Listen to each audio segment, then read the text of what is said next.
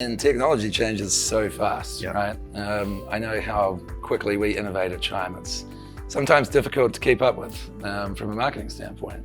Yeah, absolutely.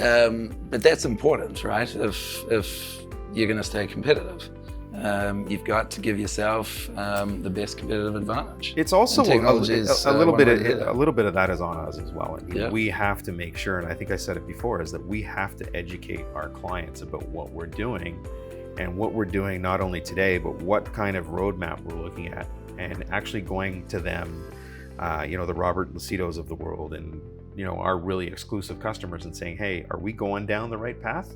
Or do you think we should be going in another direction because of this or because of that? If we've partnered with someone, is that the right partnership for us? Or should we be thinking about another option that we can integrate into our stack? I think there's a few of those right now that I believe that we should take a look at.